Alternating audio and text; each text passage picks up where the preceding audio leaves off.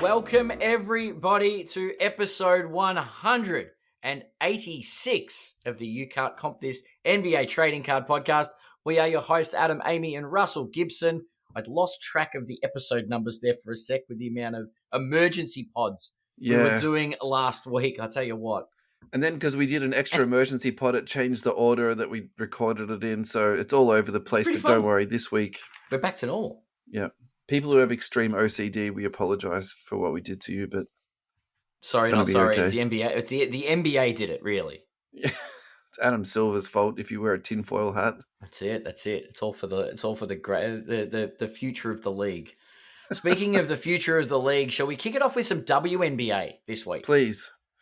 You know how much I love WNBA at the moment, so let's go to it. So this story is from @RunGoodLife. He's on Twitter. It actually does some really cool stuff. I have no idea what his affiliation is. I probably should deep dive into a little bit further.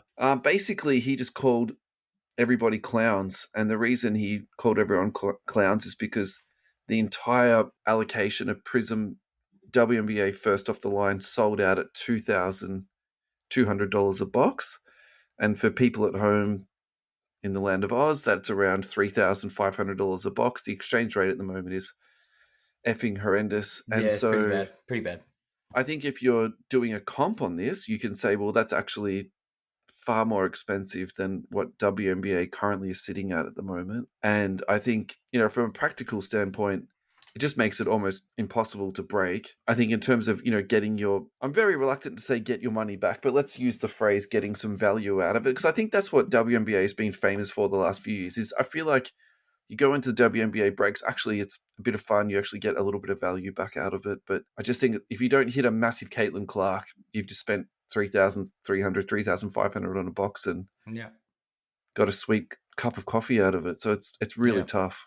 Yeah, it's annoying that this product and let's let everybody that is playing at home and not completely sure with the WNBA product. This is, am I right in saying, is it Caitlin Clark's rookie year stuff? The reason it's? This is her rookie year stuff. So This is the rookie year Caitlin Clark WNBA jersey. Like, it's a good year. It's just other rookies in there too. Cameron Brink's in there, and there's the girl from Chicago who's also a bit of a gun. Like, it's not just sort of a one. All right, but person box. But if Caitlin Clark's not in this set, does it sell out at $2,200 a box? No, probably a half or a third of that. I mean, not discrediting the other players. Yeah, so I feel Prism the last couple of years has been between 200 and 300 AUD a box. So basically, it's 10x'd. Crazy. It's insane. Like, and look, I understand the post here, and it's like, thanks for calling everybody a bunch of clowns. They've just made it impossible for the average collector to get in on this product by just buying it out. Yeah, look, I suppose, so my two takeaways from this, and we could even use this as a closing statement if you wanted to, is that I think this legitimizes WNBA. I think that it's gone from maybe something that was a fringe product or a fringe interest to, clearly now this has established itself as something that people want to get into. But also, too, it also says to me that boxes aren't really for collectors anymore. They're for breakers. I think that's the really big thing that's coming through to me so clearly on this, because, again, this is also what was great about WNBA. You could get a box of this and not stress about it. If you hit, you hit. If you didn't, you didn't. And it was not a massive deal. Whereas with this, I think this almost takes it back to what you would be doing for select NBA, iMac. It's in that sort of same price range now. It's insane. It's actually, and I don't know if I like that. I still think the everyday person would like to experience opening packs of cards. Absolutely. This is sort of taking that away and forcing people into a different area might backfire for the hobby. This is the Caitlin Clark effect in full swing. Yeah, for sure. Alrighty, it is NBA trade deadline week, which is my favorite day of the year. We were busy. We were so busy this week. In my BC years, I would actually schedule myself for a day off from my normal shift work so I could just sit there and all day just watch the trades roll through. Trade them, Obviously, my life is never going to be the same after, obviously, conceiving children. I'm not asking for sympathy, but it is what it is. But it's very interesting. I still enjoyed the deadline, but I just didn't take the day off to soak it up. So We're going to go through every trade today. Pre-podcast, we could just sit back and enjoy it and have a chat about it. Whereas it was emergency pod. It was busy. Yeah, for real. Yeah. All right. We're going to do every trade today, so let's get started. Marcus Smart is going to the Wizards with Colby Jones, Alex Len, and a 2025 first-round pick via the Grizzlies. This is a really interesting one to me because actually the Wizards have really upgraded their talent here. Colby Jones, I was actually pretty excited about. I'm a little bit surprised that they've given up on him so early. He kind of looks like a decent prospect. I think Marcus Smart is going to be suffering in hell in the Wizards because this guy has the reputation as being ultra competitive to the point of just like literally being a maniac. So do they let him go? Do they just let him go? I don't think so. I actually think for the Wizards, this is a really good cultural like pickup because the other thing that the Wizards, and we're going to touch on this a little bit later, is they got rid of Kuzma, who's sort of one of the league's leaders in coasting on their talent and not fulfilling, what they could do. So I think moving Kuzma out, getting Marcus Smart in, that's a really big deal for me. Change. So good, good for them. Good for the Wizards. This is a massive get for them. The Grizzlies get 2 second-round picks. Marvin Bagley, he's just going around the league at this point in time, and Johnny Davis. The Kings get Jake Lavaria. Yeah, look, I mean, it's not a deep trade as far as moves being made around the league, but yeah, I think they're moving pieces, second string pieces where they need to go. I think the Wizards are the clear winner here, and when was the last time that we said that about the Washington Wizards, that they're a winner in all of this? Maybe they're just trying to accumulate some picks and I don't know. Yeah. Marcus Smart, PSA 10 silver. Population on this is 19. This is his 2014 rookie. This is down crazy. If you look at this the last couple of months, this is just a straight downhill. This is trading at $40 USD at the moment, down from $185, which is almost the max actually that it got up to. So look, at $40, I've got no problems with that. Actually, I think that's a really tidy little pickup. You would hate to be the person who paid $185 for it. And the next sale was $40, so that's for sure. So the Toronto Raptors get Brandon Ingram. Now this is an interesting trade. I don't think hobby-wise we're looking at crazy stuff, but Brandon Ingram finally on the move. So this one is very head-scratching for me because in my head, I'm like, the Raptors are trying to lose games. They're trying to get the Cooper Flag, stake as many ping-pong balls as what they can. And then they go out and get Brandon Ingram. Maybe Ingram's not going to play this year at all, so that actually fits into their... That fits in if they get Flag and Ingram. Yeah. Do you know what I mean? Like maybe they're planting some seeds. Yeah. The Pelicans get Bruce Brown, Kelly Olynyk, a first-round pick and a second-round pick. Look, I actually have no problems with this at all. They're getting 2 pieces of draft equity out of this. Yeah. They're getting a piece who's Kelly Olynyk. I don't know what his contract is, but I don't think it's anything crazy. And Bruce Brown is on a very friendly deal that even if they like him or they don't like him, they can move him on for another asset. I think that's fine. Ingram wanted out. He wanted $50 million a year. The interesting sort of narrative for me, though, is that the Raptors now have to pay this guy and how they're going to pay Scotty Barnes. And they just signed Emmanuel Quickley to an insane deal in the offseason, which I think that's actually going to cause a little bit of salary cap stress for them. So that's going to be an interesting one for me. I'm a bit confused about what the Raptors' strategy is here, though. So for me, this is very much a wait and see type deal, but but he's been injury prone quite a lot, Ingram. So it wouldn't be surprised if they wrap him up in cotton wool. Do you know what I mean? Yeah, for sure. This year might be a write off for him. Absolutely. His base PSA 10 just last sold for $15. His silver just last sold for $60. Population on this is 203. I've got no problems with that. I think for a buy low opportunity, that's really cool. At its maximum, it sold for 1,300. The silver actually sold for 2,500. Now, remember, this guy was drafted by the Lakers, so there was a lot of hype early. So yeah, an insane amount of hype there. Look, I think the Raptors win this trade. I don't think they gave up a lot to increase their talent level. It's just I just don't know what they're doing with their sort of overall prospectus. Alrighty, Jimmy Butler trade. We covered this in depth. So if last you'd like episode, to listen to 185, please go back and check that out because we've done that for 15 minutes. I don't think we even need to mention it again other than go back and listen to that. There's only one change to the announced trade on that day, and that is Dennis Schroeder didn't end up at the Pistons. Well, he ended up at the Pistons, not the Jazz. I'm really confused.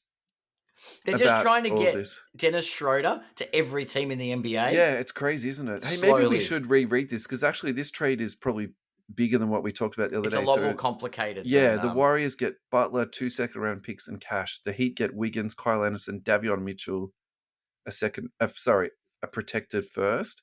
Yep. The Jazz get Josh Richardson, KJ Martin, a 28-second, 2031 second. God, would that go in that more far into the future? Considerations, yeah. And cash. Pistons get Lindy Waters, Schroeder, a second. From Jazz via Wizards. The Raptors get PJ Tucker from the Jazz. So I think that means he's been traded twice in the trade period too, right? True. 26-second and cash. So yeah, really interesting one there. Very complicated trade. This actually one I want to talk to you. If we can talk on this one for like 5 minutes, this would make me happy. The Cavaliers get DeAndre Hunter. The Hawks get in return Karis LeVert, Georges Niang, 3 second-round picks and 2 pick swaps. This is really interesting because the Hawks actually owe their pick out this year, so it's in their best interest for them to try and win more games. And I would have said the best player in this trade is DeAndre Hunter. He's a legitimate 3-and-D guy. And the other thing that they would be trying to do is get under the tax, but actually they've increased their total taxable salary. So for me, this just makes no sense at all for the Hawks on any level. So if you said to me, they're ducking the tax, they're saving some money, okay, fantastic. You've just saved yourself $25 million. That's fine. But to then go more salary and get a worse player back, I don't think Karis LeVert's going to help them. For me, that skill set is a little bit crossover with Trae Young. The guy needs the ball in his hand a lot. He can get buckets. Is that really what that team needs? It's for me, this is just really, really confusing. So I'd love to hear your opinion on this because, I feel like what are they doing? Maybe they're just trying to. I think Hunter to the Cavs is good. Yeah, the Cavs is good. The Hawks really are good spreading for the their Cavs, options, right? But the Hawks might be testing different options. They might not see Hunter as a long term. They might not be able to afford him down the track. Downgrade his pieces and get some extra real estate.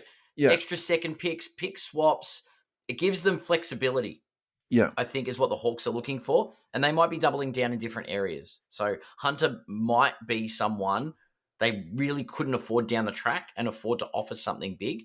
Yeah. There's a lot of talk around the trade period about teams trying to be smarter with regards to how much tax they're paying as well and hitting different aprons and things.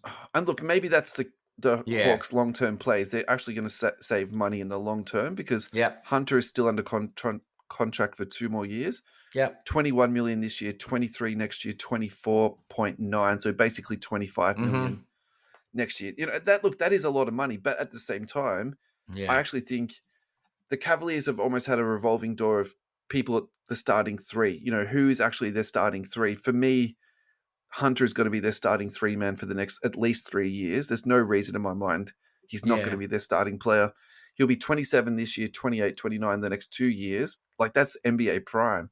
So, this one is just such a. I think the absolute win here is the Cavs because also too. Hell yeah, they're really consolidating and building on what they want for the for their look for the playoffs. Yeah. He definitely fits what their team needs. I think the other thing too is to add is that no one expected the Cavaliers to be so good this year. And so to add another piece to the team that actually is going to help them now and also fill a need that they have, I think this is just absolutely a home run. I don't think they even overpaid for him, in any sort of bit. I think they wanted to give the impression they were prepared to overpay. Do you know what I mean? Like they offered all this extra stock and stuff. Maybe they didn't really play as hardball as they want. They're like, if that's what we can get for him, this is great. Yeah. And the Hawks wanted to play ball. It's great. Yeah, maybe. So DeAndre Hunter this year, 19 points a game, 2.6 threes made per game on 39% clip. He was like 85% the 4th pick overall. Yeah. He probably hasn't been the best pick ever, but at the same time, he's not a bad NBA sneaky player. It's been a few years now. 4 rebounds a game, 1.5 assists, 0.8 steals. Let's call that 1. He doesn't get any block shots, just 0.1 per game. Look, I'm all in on this. This is probably one of my favorite sort of, nerd trades, if you want to call it that. I'm just, really all in on this trade. So, well, to make it hobby relevant, the last time Caris LeVert's rookie card sold was $20. Silver PSA. There we go. What does that sale. say? Yeah. Last sold. Doesn't say what the date was, does it? Oh no, May last year for $20. Yeah, right. Yeah. So at least it's sold. That's 12 transactions in the last 2 years. Probably 11 more, 12 more than I thought there would be. So DeAndre Hunter, population on that is 978. That last sold for $23. I'd probably rather have a Hunter at this point. I'll take a Hunter for sure. Look, it probably will tick up a little bit considering he's going to a winning team, maybe going to go to the finals, but at the same time, I wouldn't load up too much on this guy. The population on that is really high. Yeah, but it's from a very high year, true. Yeah, very, very that's true. Right. He's a complimentary piece. I don't think there's a lot there. Yeah. How about we go through this trade quickly, then we go to a break, and then we can break it down after it. So let's do that. What do you got for me? The Los Angeles Lakers acquire Mark Williams from the Charlotte Hornets. In exchange, the Lakers will be giving up Dalton Connect, Cam Reddish, 2031 unprotected first-round pick, and 2030 pick swap. So quite a bit of real estate there. How about we go to a break, our first break of the show, and then we can really unpack this while Dalton connects off in Charlotte, unpacking his gear and, getting settled into Charlotte life. We can have a quick break, and then we'll talk about it after the break. What do you reckon? All right. Let's do it. FastBreakTradingCards.com. Thank you so much for your support. Please go to FastBreakTradingCards.com. Once you get to their website, you will find an absolute huge range of sports trading cards, Fanatics authentic memorabilia, entertainment TCG, supplies grading, pre-order trading cards, and gift cards. Now, my favorite thing about this shop is their location, 75 Tulip Street in Cheltenham, Friday 12 till 6, Saturday 9 till 5, Sunday 10 till 4. Heaps of singles in the cabinets, heaps of signals to go through in the box to find some bargains, and the lads will give you fantastic advice, support, and customer service. Go down and say hello to Alvaro and John. They will definitely take care of you guys. Give them a call on 039968 550 and ask them for also some advice on your purchases and also what to do with your trading cards. Thank you so much to the guys at Fast Break Trading Cards. Adam, we're back. Let's keep going with this Lakers trade. That big trade. Sorry. I was just on the Fast Break website looking for a Luka Doncic jersey.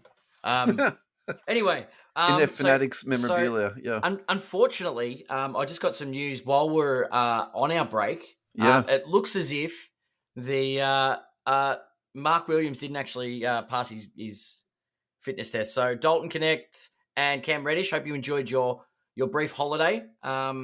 Paid trip to Charlotte just to look around. Yeah. We'll need you back in LA as well as our unprotected first round pick. Yeah. So look, if I'm wearing my tinfoil hat right now, I reckon the Lakers just got a little bit of the heebie-jeebies about giving up an unprotected first for injured goods. Yeah.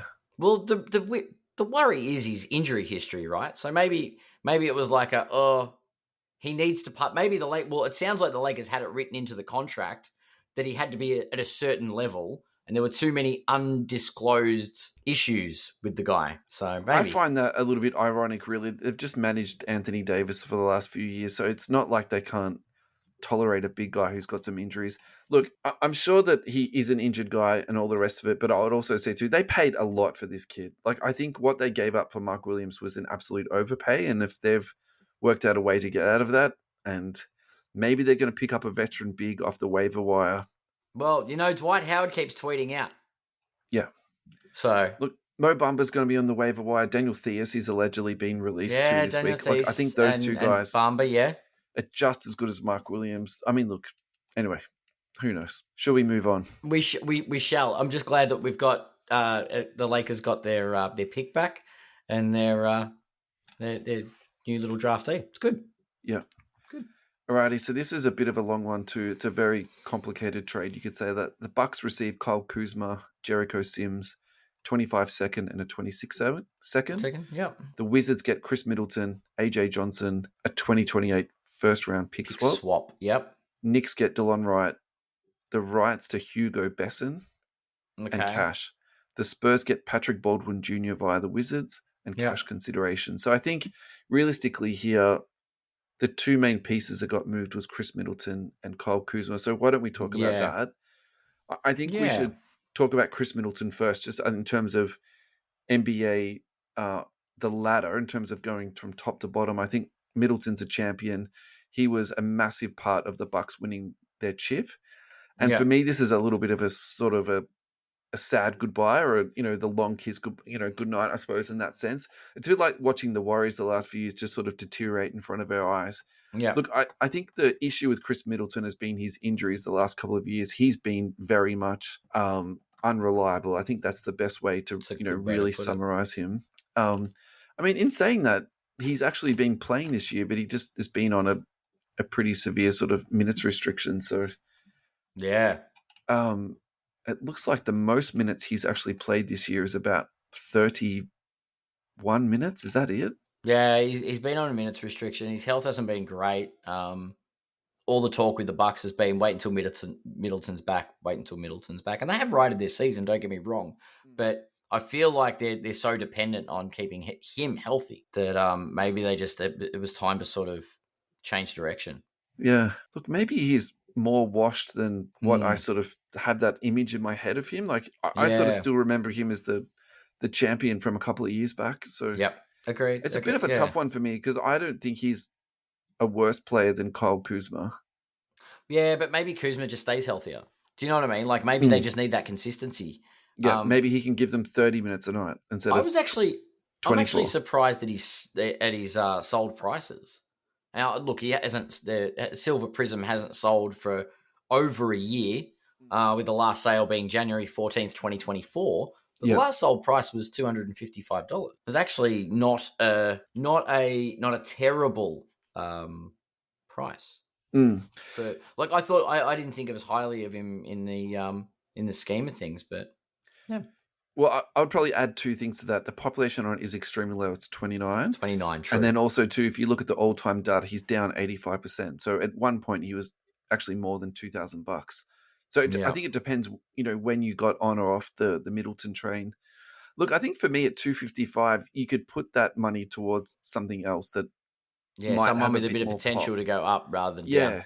Or just like a really nice autograph of, you can get half a Jokic autograph for that much at the moment. Like Jokic autos you can pick up even on card for around $400 Aussie at the moment. Like I'd probably rather have that than a Middleton rookie, to be perfectly honest. But that's just me, obviously. So my question now transfers to Kuzma. Yeah, I think we have to talk about Kuzma in this spot because I think hobby-wise, he's probably the guy that's got the most potential to get the rise here, just for the fact he's going to a relevant team. I think he's going to a strong team rather than. Do you know what I mean? Yeah, definitely. Look, I think that the Bucks have got ideas of winning the championship. My issue is that is Damian Lillard a championship point guard and is Kyle Kuzma a championship small forward? I think you're asking. Well, he's won a championship as a small forward. Okay. But do you think that he will be that again? Is that what you're saying? No. They're both got. But he knows how to win. He's been on. It was on the 2020 Lakers. Yeah, he got to win a chip. He's been around veteran leadership like LeBron. So being with Giannis now might be a good thing. He might have taken some of those lessons. He might take them across to Milwaukee. Yeah. That said, I'm not going to say that it's been a huge spike. Although he is up over 50% on card ladder, but that's up from $20 or $25 to $40. So his silver he PSA averaged 8.5 points, 2.8 rebounds, and 0.5 assists in 6 games in the 2020 NBA Finals. He did nothing. But he watched. He was near around LeBron. So the question is can he do that again, and can the Bucks win a championship? He can watch Giannis and Lillard go to work. So probably my recollection was that the Middleton did a lot more than that when they won the championship. I feel like Kuzma will have to do more. Yeah. And will probably do more, given if you look at that team, a lot of the scoring would have come from Bron and AD. Like, do you know what I mean? AD and LeBron take a lot of the shine off what you're able to do. Kuzma probably underperformed there, but yeah, they wanted him to do more scoring. I think he'll be given opportunities, though, as a third string scorer. So versus Middleton, who got 24 points, 6.3 rebounds, and 5.3 assists in 6 games in the NBA Finals. But that was without Lillard. Do you know what I mean? Like, he was the second string option there. If Kuzma's the second string option, he'd clearly be scoring 20 plus points. Okay. Do you know what I mean? Like, he's now the third option because it's Giannis, Lillard, and Kuzma. Yeah. Or maybe not even Kuzma as the third option. Like, he's just a position now. Like, the dynamics change. What's Middleton done this year, though? He hasn't averaged 20, has he? No. That's what I mean. That dynamic with with Lillard on the floor, maybe he doesn't fit into that. I just think that Kyle Kuzma is the American Ben Simmons in that they have so much talent and they just haven't been able to maximize and use the gifts that they've been given. Like, I don't want to, over dramatize this, but, he has, the size of Magic Johnson, and he's maybe got the talent of, say, a Vinnie Johnson from back in the day with Detroit. Do you know what I mean? It's like Kyle Kuzma shouldn't be averaging 8 points a game in the finals. So that's my gripe about Kyle Kuzma. I just feel like he's one of those guys that just never does enough and has never been able to maximize his talent. So how this helps the Bucks, I'm really reluctant about this, and I just think that, look, maybe the Bucks had to shake their roster up. They had to do something, and this is the piece that would they have been better to get DeAndre Hunter? Yeah, probably. A 3-and-D dude that can just come in and Well, they had Grayson Allen doing that, and they got rid of him too. Jericho Sims, I think he's just going to be a bench guy. He might give them 8 or 10 minutes a game, whatever on that. Maybe the other one we should really briefly talk about is AJ Johnson, because the sort of not the word, but the conversation that was had around this guy is that they're giving up on him too soon. The 23rd pick from the 2024 draft. By sending him draft. to Washington, that's giving up on someone too soon, because there's no way being in Washington is going to help your hobby value. 6'5" guard, 20 years of age. Why are they giving up him so soon? That's probably like also I'm a little bit. I think they're trying to go in now. They want to try and win it this year, and I think it's Middleton's inability to stay healthy, which is why they've gone for someone that scores similarly. Kuzma this season is averaging more than Middleton, and I think they just need the extra firepower, maybe. Yeah, but everyone's saying defense wins championships, and Milwaukee are trying to disagree with that because Kuzma's not a stopper, that's for sure. No.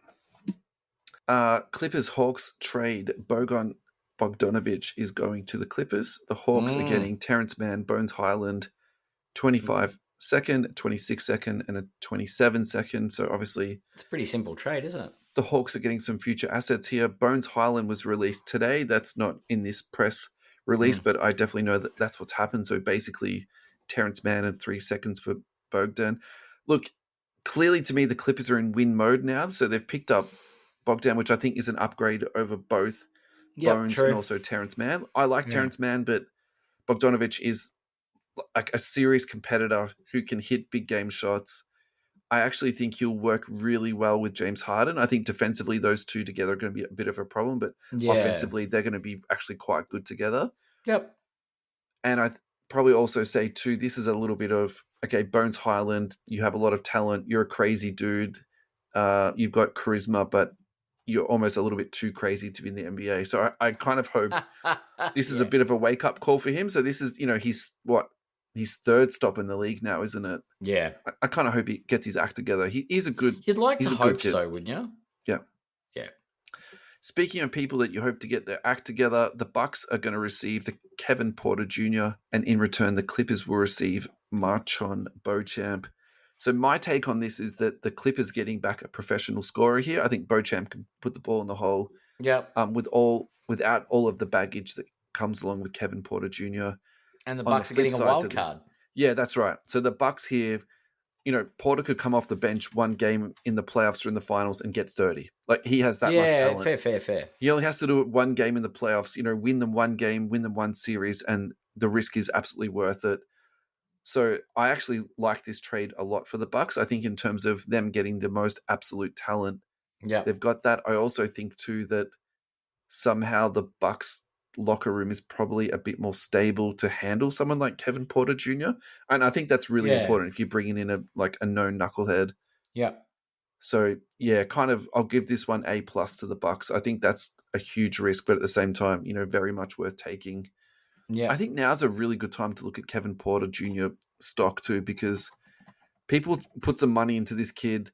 People sold him in an absolute panic and rightfully so, when his legal case was happening.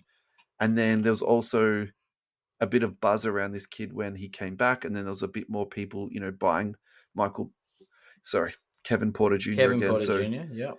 PSA 10 silver, there's 1,056 of these, so there is a lot of them. It last sold for $20. Look, I've got to say, this is almost a stay away for me. Right. you got $50 to spend. Do you buy 2 of these? Do you buy 2 Caris LeVerts or do you buy Kyle Kuzma? Or do you keep your money? Don't allow to keep your money. Actually, you got to buy one of these. Jeez. Can I look at some of the other trades we've talked about today? No, these are the 3 picks. It's it's a kiss, kill, marry scenario. Hang on a second. What about DeAndre Hunter? Hunter, is he $40 as well? Yeah, I could get a Hunter for around that price. All right, done. Hunter's the call. Yeah. Easy. Hunter for me is also sort of a personality match too. Like I quite like that guy. Hunter's not on card ladder. Yeah, he is. It's is just he? You need to put DE'. That's a bit of a trick. So if you just do Hunter, he's there. So population on the Hunter is 978. Last sold for 23. I could almost get 2 of those ad. Oh, there he is. It's spelled differently on the thing. Okay. Bit of a bugger. Stupid web. I mean, technology. It's a great website. It's great when it works. Horrible when it doesn't. Yeah. Oh, alrighty. right. The Raptors receive PJ Tucker at 26-second and cash. The Heat get Davion Mitchell. Look, this is a Heat guy through and through. I think he's going to excel in this environment. This is huge for Davion Mitchell. I think if you are holding and collecting Davion Mitchell, it is actually important. You got to show the Davion Mitchells that you're holding. As an ex-Kings supporter, of course, I've gone into Kings breaks and picked up some stuff. So look, he has some really nice cards. He's got a blank slate. There's a bunch of other like nice Davion Mitchell stuff too. So I wouldn't particularly discount this move out as a. And now that he's gone to the Heat, that blank slate is white hot. Oof, absolutely. Yeah. Look, I think Mitchell is good, and I've sort of been saying this for a while. I also would say he's the classic, you need to put him into the right situation to succeed. I actually thought the Raptors would be good for him, but I think when they paid quickly, that wasn't fantastic for him. I think that was really tricky. True. He might do well in Miami. Might be good. See what happens. I think it's going to fit his play style. It's going to fit his personality type. I like that a lot. That's a really good pickup for the Heat. Yeah. I mean, with Pistons acquire Schroeder. You can do this one. Yeah, but this is tying into the Butler trade. Sure. So the Dennis Schroeder, Lindy Waters, the third, and the future second round for KJ Martin and a future second round. So that's so complicated, isn't it? It's that's like a the trade remaining and another part trade of the other trade. So that's why it switched from the Jazz to the Pistons. So this trade was done after the first lot was sort of done. So that's why Schroeder ended up on the Dennis Schroeder from Jazz via Warriors. Yeah, it's complicated, isn't it? Yeah. Yeah. So and then we've got an actual, I guess you'd call this an actual trade. And then that was Jusuf Nurkic is leaving the Suns and off to Charlotte. This one didn't get rescinded. For Jusuf Nurkic and a 2026 first round pick going to the Hornets. Suns received Cody Martin, Vassell, is it Micic? Yeah, that's a hard one. Micic, yeah. Micic, and a 2026 second round pick. Yep. So we all know Nurkic wasn't happy in Phoenix. Yeah, and they weren't going to play him. Bit of disciplinary action. They weren't playing him. He'd been put out of the rotation. So I'm surprised they didn't try and manufacture something to get him to LA, maybe being a center and all. But it's probably not the type that Luka would want to play with. So yeah, not sure on that one. Maybe a bit too much salary for the Lakers to take on. Yeah, possibly. I mean, and I can quickly cover off the next one because the Pistons land KJ Martin for a bunch of picks and cash considerations. So I think KJ Martin is a professional basketball player. That's very accurate. Yeah. And I think that's what the Pistons need at this point. They just need to keep hitting singles. After the success of Tobias Harris, they're like, what else have you got for us, Philadelphia? Yeah. Yeah. So Sixers just clear a bit of cap space. I think that's totally fine. Let's go to a break. Yeah, let's take a break and then we'll get back into some more trades. Melbourne Cartel.au. Thank you so much to Team Melbourne Cartel and Darren for all of your support. It's been wonderful working with you. It's been an absolute pleasure. Now, the Melbourne Cartel.au offer repacks. That is their bread and butter. Darren puts a lot of effort and time into building them up. And basically what he's trying to do is build a 1-in-4 ratio of a repack. So for example, 1 in 4 cards, you should be getting a very nice card back out of that. He doesn't try to build it up so it's just one really good card at the top and then, basically not much at the bottom at all. he wants to get that consistency through all of the products. The other thing that Darren is really trying hard to do, release a full checklist so you can look at every single card that's put into his repacks. There's nothing hidden. There's nothing secret about it. All of the information is right there in front of you. Darren's also started to sell some really good card protection. I bought a whole box of the GTI one touches where you can put the penny sleeve into the card. I've been very, very happy with them. Nice. Very aesthetically pleasing, easy to use. They actually come with a penny sleeve that's custom fit for that particular product. Mm-hmm. Fantastic. Darren's also got a promo code for us, CompThis10. Use that at checkout. You'll get a 10% discount on all of your purchases. Adam, we're back. We are back. Ready for some more trades? Yeah, I just wanted to really quickly just go back a little bit. I actually, before the Lakers rescinded their trade, I thought they had the best offseason in terms of collecting future assets because if you look at it, they got Nurkic and also a first-round pick. They would have got Dalton Connect, an the Hornets. Pick, the Hornets, also another first-round pick from the Lakers. Like, that's a really good return. But they keep getting draft picks. They don't keep much. Like, they've got Ball. They you know what I mean? Like, it seems like they're a breeding ground to ship people off down the track. I just think that if you're doing as poorly as what they are, there's no point trying to bring in pieces to win. I think you're better off just trying to... That's right. Like, take some future assets back. So that's probably my 2 cents on the... I actually think the Hornets did well. I just think that they were a little bit unlucky with that trade being rescinded. So anyway, it is what it is. Fair. Pacers deal away James Wiseman. The Raptors get him back also with some cash. Nice. And the Pacers get a second-round pick. Now, really interesting on that, the cash considerations is basically going to be covering the waiver fee for him. So he's being released already. Yeah. Look, I think this is a little bit of a sad sort of ending for James Wiseman. I'm not too sure how many teams are going to be queuing up to sign this guy. Yeah. It really is a bit of a fall from grace from this kid. And I was hoping that would change after he was released from the Warriors and that, you know, I thought the Pacers were actually a good landing spot for him. I think they treat bigs quite well there, and with their exceptional guard play of Halliburton. We can't even, I don't know. He's not a rebounding big. That's the problem. Yeah, look, do you float him out to the Lakers? No, can't rebound. Huge body. I don't know. He just doesn't, I don't know. This is a really tough one because a lot of people put money into this guy. A lot of people spent a lot of money buying the Warriors in breaks. And now his raw silver is selling for $1. Yeah. You know, it really is a cautionary tale of, you know, paying large money for raw. Well, it's a big lesson about unverified prospects. Yeah. And also big guys. I think, you know, the hobby can be very cruel to big guys. I think it really is a takeaway for one that. To note, for sure. This is a funny one, actually. I haven't heard of this dude. The Rockets receive Cody Zeller and a second-round pick, and the Hawks get Alpha Kaba. And this guy doesn't even have if there's no hyperlink under there's the player's no hyperlink. name. You literally took the words out of my mouth on that one. Yeah, that's a tough one. Should we Google who Alpha Kaba is and then hell yeah. Read his Wikipedia or something like that? Google. Alrighty. A French Guinean professional 29-year-old. He's a big.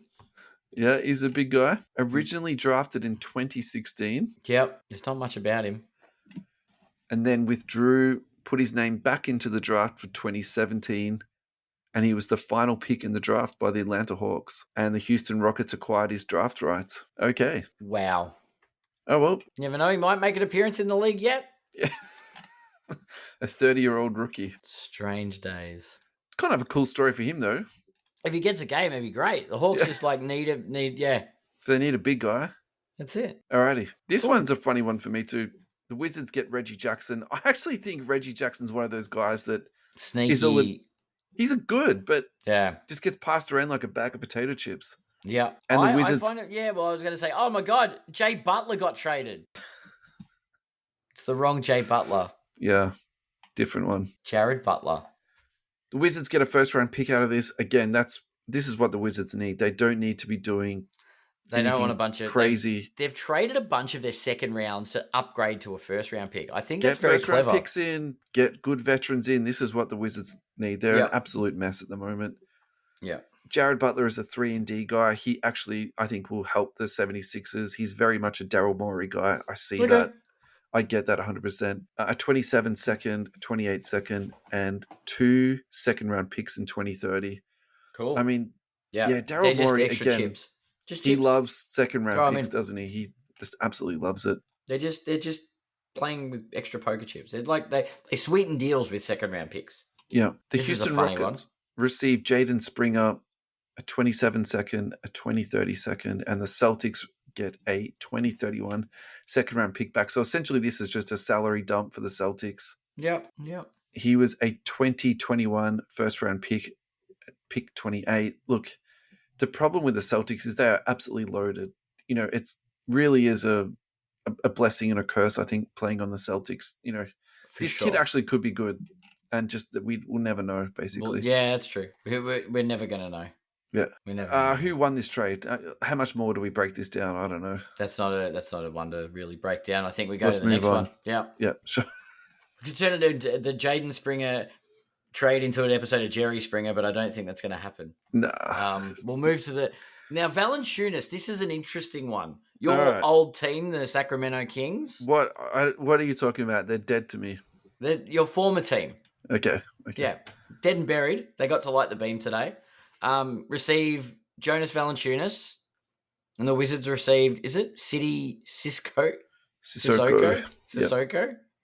And 2 future second-round picks. Why didn't they just take Gabe Vincent from the Lakers? Why couldn't the Lakers have picked up Valanciunas? Yeah, this is a really funny one for me because do the Kings actually need another big guy? I'm actually not convinced that they do. Sabonis is there. If you go into Kings Twitter, okay, maybe I haven't fully dumped the Kings yet. And there's some good Kings podcasts out there too. So they're actually saying that are the Kings actually going to play Big Jonas and also Sabonis at the same time? There's actually a little bit of legs for that because technically the best 3-point shooter in the league at the moment is Sabonis. You can stretch the floor with him. Yeah, and actually Jonas will also step out and shoot that corner three a little bit too. So it's not as if you put out two big guys and then you lose all of your spacing. So look, maybe there is some legs to that. Maybe he's just going to be a really good backup 5. Okay. But at the same time, for me, I just think there's too much overlap there. And wouldn't you be better off seeing what City Sissoko's got, having another athletic wing there? I don't know. So it's a strange one. I don't see where it was coming from. I feel like the Wizards were just trying to even further clean up their image. Because I don't think the someone in their early 30s is where the Kings are headed. Sorry, the Wizards are headed. Absolutely. Why did they get him in the first place? They want some youth. They want to, yeah. Look, I think this is a good recovery for the Wizards. I think getting 2 seconds out of it, that's fantastic. Getting another young prospect to come in there. And, draft stock. It's all about their draft stocks. Like actual tickets to play with, yeah. I'm totally fine with that, man. Honestly, I think that's just, that's what they should be doing.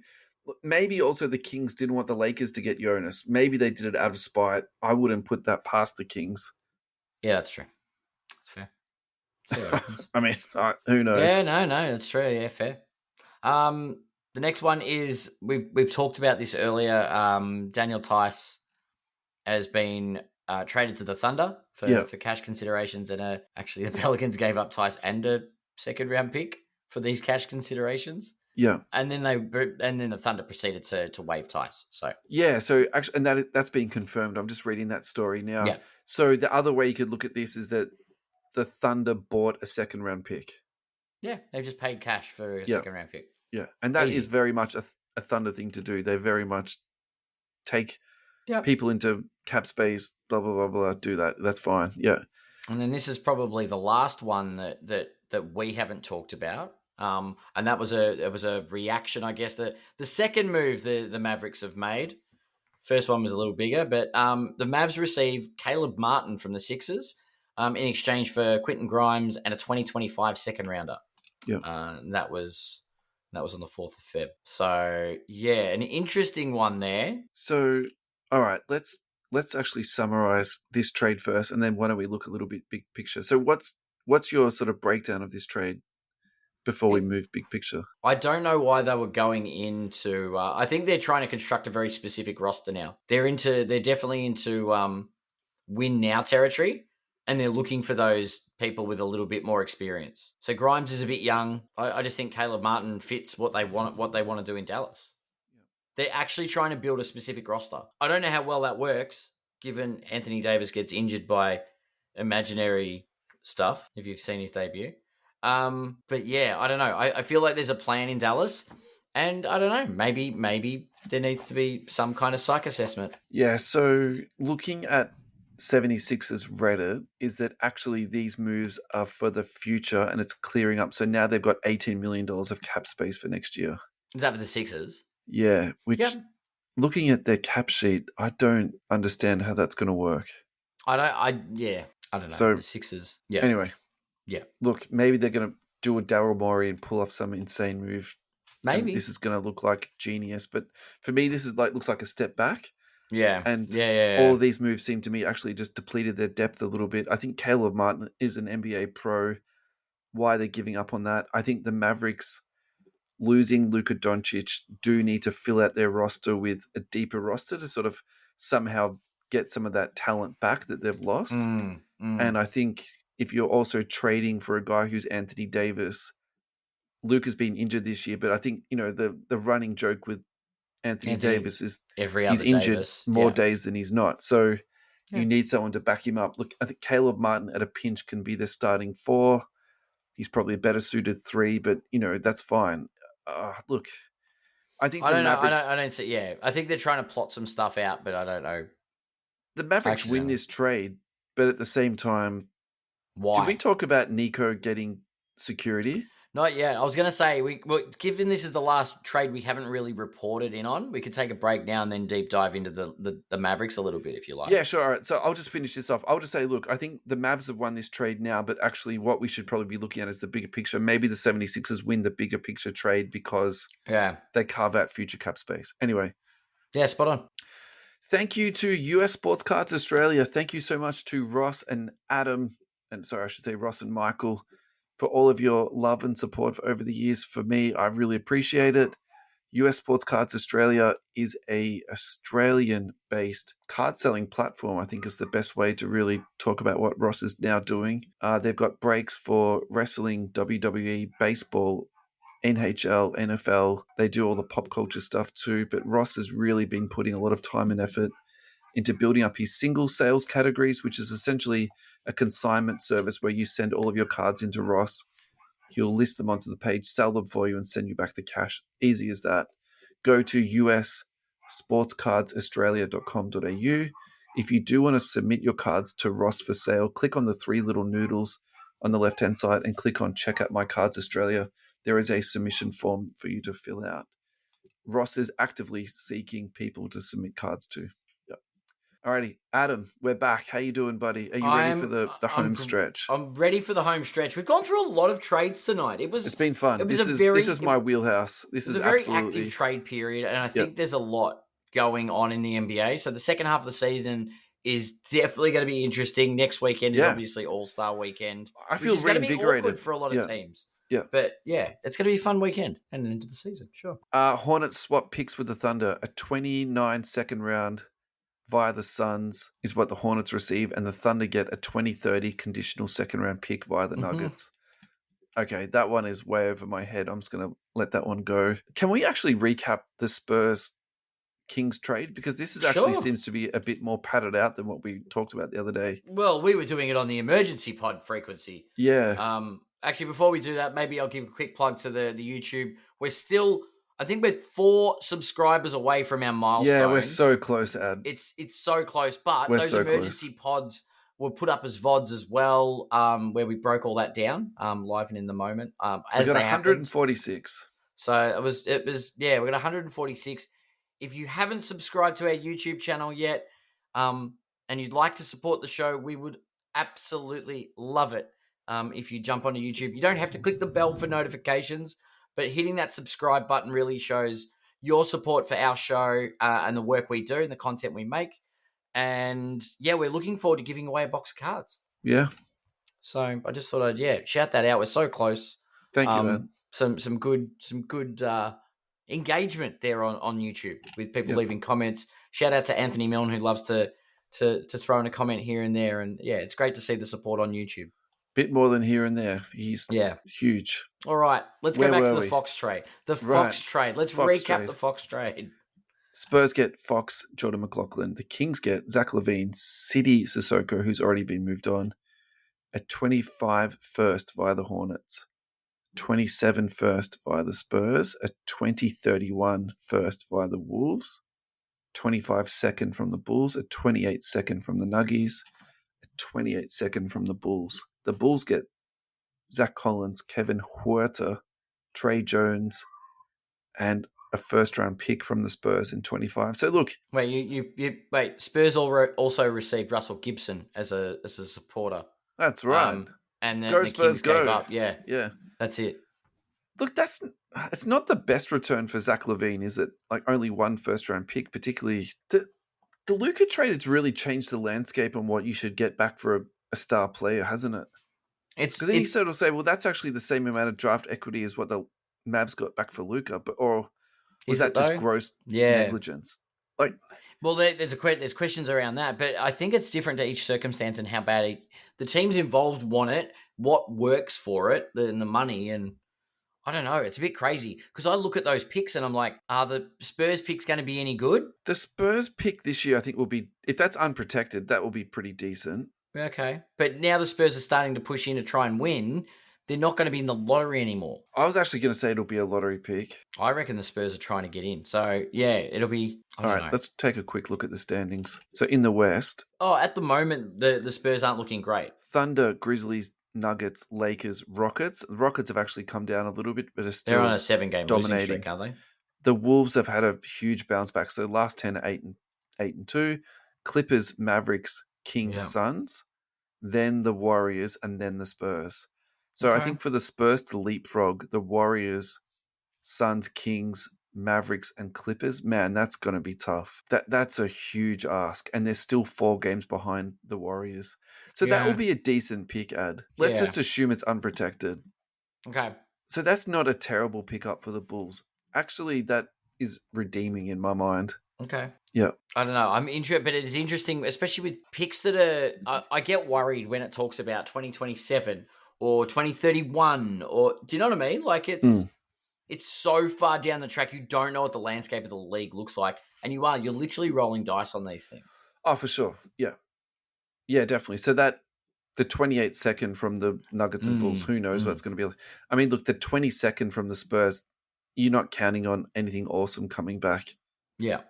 Fair. I mean, unpacking this one's an interesting one. I'm just thinking ahead to the Luka trade, and I'm like, you know what? Max Christie's actually not a bad little throw-in to level up. So let's talk about that. So if you want to hear more about the Fox trade, listen to episode 148. If you want to hear more about the Luka trade, listen to 182. Yep. So let's just quickly read through the Luka trade. Lakers get Luka, Kleber, Markieff Morris. The Mavs get Anthony Davis, Max Christie, 29 first. Utah gets Jalen Hood-Schifino, 25 second, and a 25 second from the Clippers. Yeah, so I think you're the most qualified person to speak about all of this. I think Kleber and Morris are just pieces that Dallas needed to make the salary work. But as far as Max Christie, he's had a sneaky good season. Yeah, definitely. So to get, obviously, Anthony Davis and Luka Doncic are the key pieces here. And the question is, how far a difference is it between Davis and Luka? Now, no, as far as value-wise. On the court. Luka's touted as one of those top 3 to 5 players that cannot be traded or are untradeable. So I assumed he was untradeable, definitely. Well, everyone assumed he was going to be untradeable, but it's such a high asset. They've made the call to trade. Anthony Davis, he's not like, do you know what I mean? Like he's not boiled lollies. He's a very, very serviceable big, one of the best bigs in the league. And on his day, he's a great defensive player. So Max Christie's in like year 2 or 3. And he's actually putting up some seriously good numbers. His Dallas debut was very good, very solid game against the Rockets as well. Like Max Christie can ball. And to throw in a first round pick here, I don't think it's all that off balance. I just think you've needed to put these 3, and honestly, I wouldn't even consider Kleber and Morris part of this trade. Like they don't factor at that level. But I think Max Christie is a solid role player. Like I think he can be a starting guard. I don't disagree with anything you're saying. I think Luka, but the question is where Luka is this one giant piece. So, okay, my response to this is, if this was in your fantasy league and it was a keeper league and you were the commissioner and it was AD for Luka straight up, would you veto the trade or would you let it go through? I'd have concerns around it. Right. So that's kind of where I'm at too. But I think also, Anthony Davis, Max Christie in a first rounder for Luka is fine. It's not smart for the Mavericks, but it's... I think they should have gotten at least 5 picks back.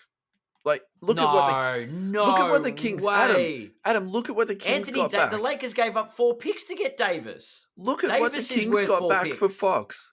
But Davis is worth 4 picks. A 27 first, a 31 first, and 3 seconds, right? Wait, go back to the Anthony Davis trade. Look at what the Jazz got back for Rudy Gobert. And then look at what the Mavs got back for Luka. Like, it's criminal.